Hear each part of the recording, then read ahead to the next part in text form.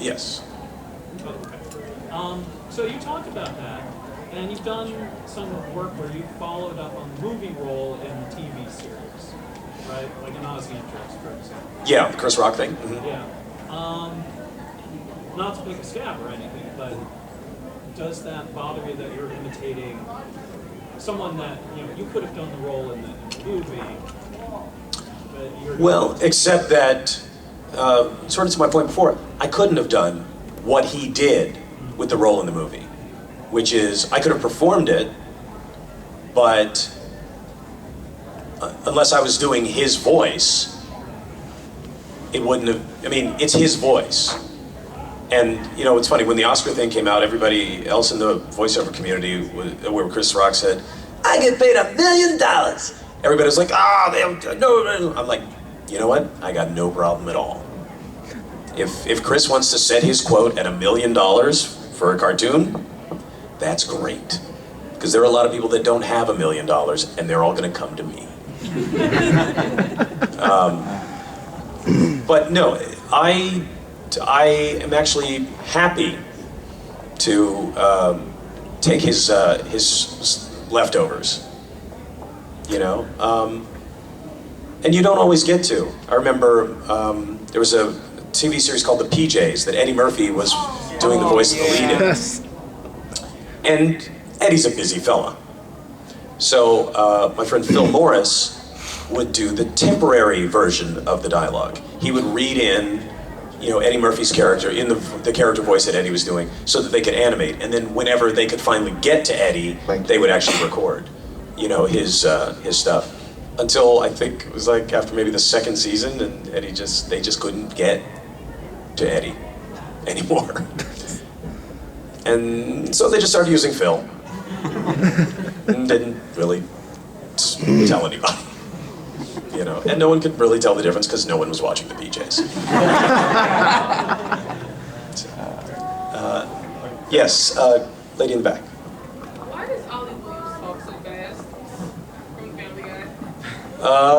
Weatherman. He doesn't talk that fast. No, he doesn't. He doesn't have much to say. It's gonna rain! When he talks up, he talks really slow. Well, he's not angry then. Why is he so angry? Because he's a weatherman. He gets blamed for everything. Ollie, what are you? It's raining sideways. Where's your umbrella, Ollie? Upside down, 5 miles away. Can we get you anything? Soup. What kind? Chunky. Oh, there we go. This is brilliant. Yes, now that the music has stopped. But you never know. I'm gonna try and make this not sound offensive. It's not as bad as, I'm just precursoring, it's not that bad. Do you think more people would have prepared for Hurricane Sandy had Ollie Williams done the forecast for it?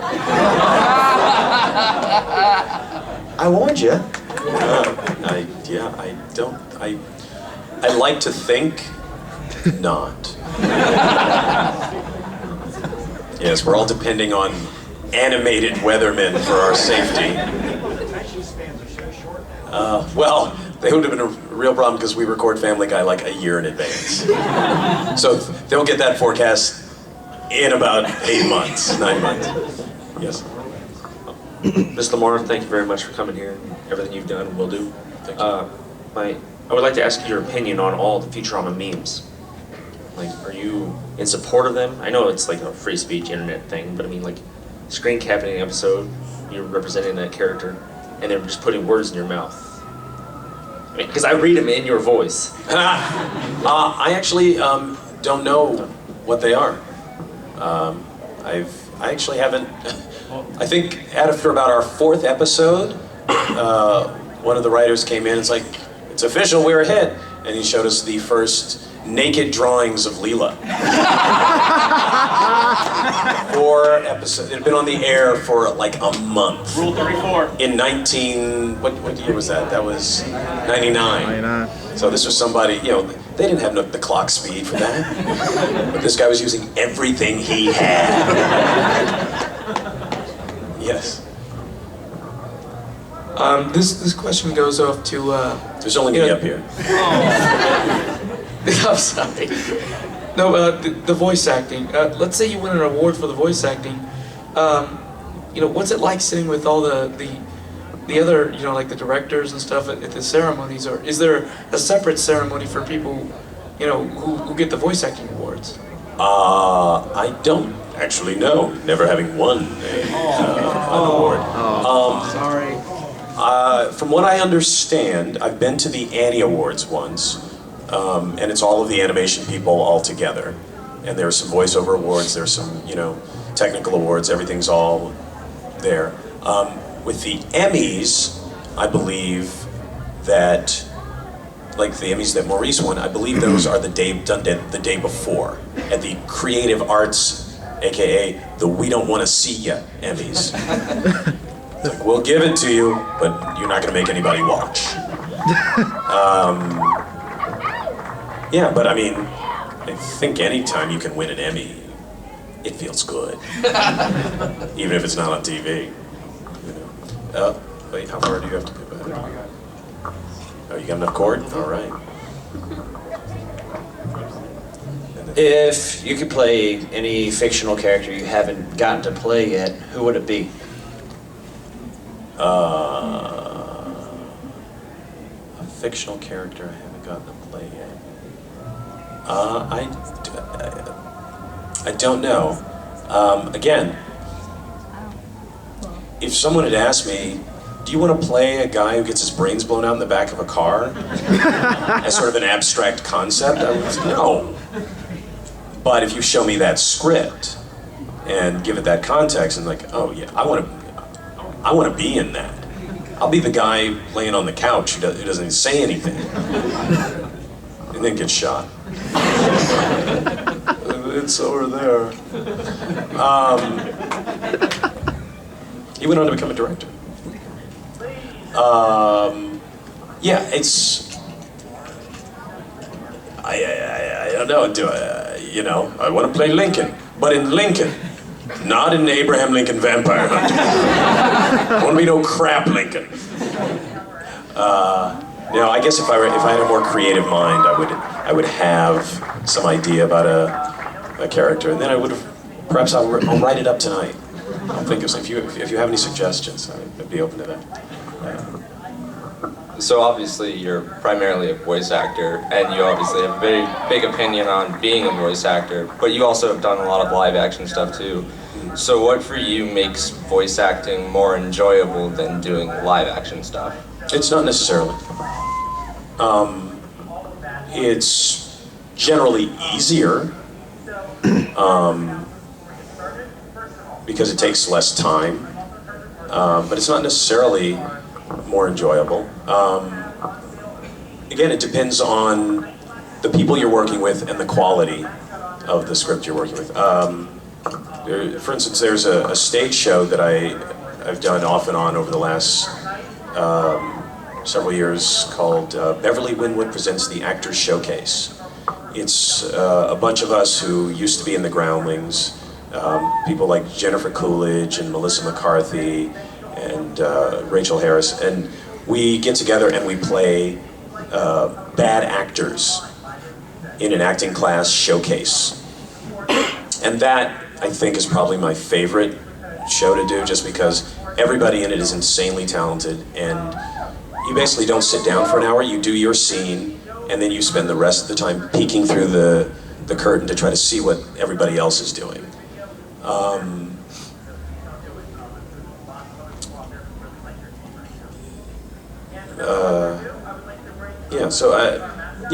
I can't say that I enjoy voice acting more.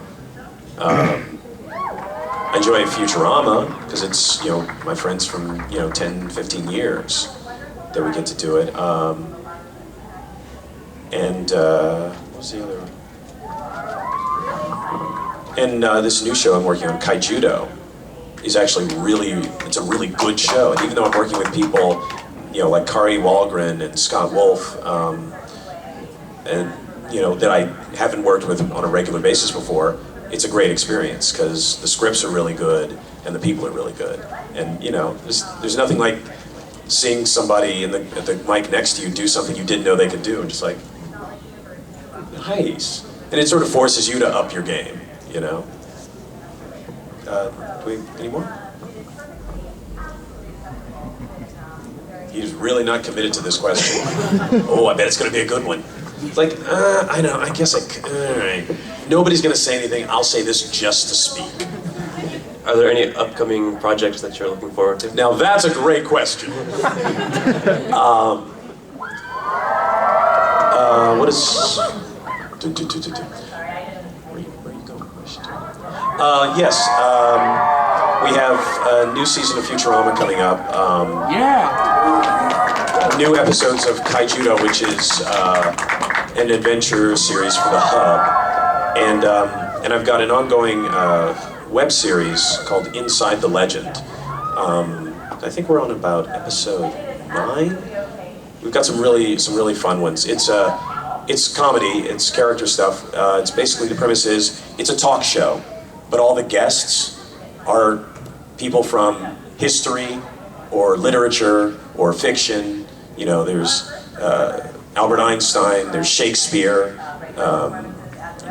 Jezebel, Jill from Jack and Jill, Sir Lancelot, who else? Beowulf. But our Beowulf is like, instead of a Celtic warrior, he's like a WWE wrestler.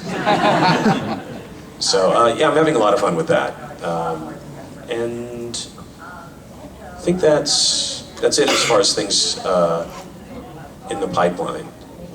It's tough because sometimes you'll do one episode of a show. Like I think a couple of months ago I did one episode of Pound Puppies, and I have no idea when that airs, if it ever airs. So I don't know. It might be. So yeah, it's easier to keep track of the things that I do a lot of, like Futurama and Kaijudo.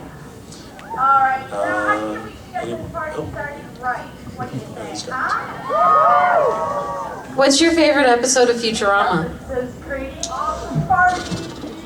Maybe the Holophoner episode, where Fry plays images for Leela. It's just so sweet.